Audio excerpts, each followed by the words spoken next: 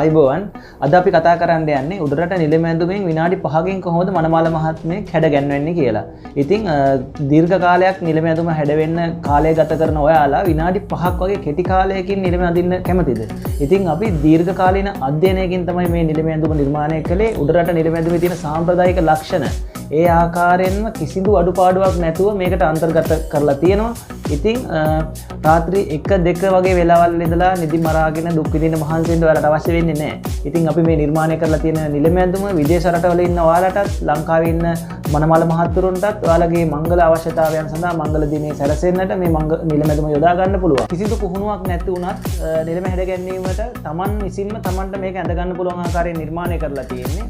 ඒ වගේම නිලම ඇඳුම් හැඩ ගන්නවන කෙනෙක් බලාපොරොත්තුෙන් ඉන්නවා නම් වෘත්තිය නියැලෙන්න කෙනෙක් විදේශ රටක බලාපොරොත්තුෙන් ඉන්නවා නම් ඔයාලට දීර්ඝ කාලයක් මේ සඳහා පුහුණු වීම අවශ්‍ය වෙන්නේ. මේක ඉතාම කෙටි වීඩියෝකින් ඔයාලට මේක අධ්‍යයනය කරලා ඔයාලට හැඩ ගන්නවන්න පුළුවන් උඩරට අංග ලක්ෂණ ඒ ආකාරයෙන්ම.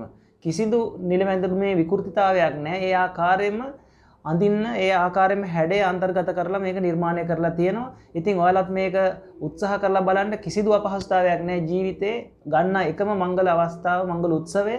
ඒ උත්සවයේ අලංකාරවත්ව සැහැල්ලුවෙන් මංගල දිනේ සැහැල්ලුවෙන් සතුටින් දවස ගත කරන්න ඔයාලට මේ නිලම ඇඳුම තමයි තියෙන එකම ඔප්ෂන් එක. ඉතින් මේත් එක්ක ඔයාලා එකතු වෙන්න. මේකේ වීඩියෝ එකක් අපි ඔයාලට මේ ඉදිරිපත් කරලා තියෙනවා.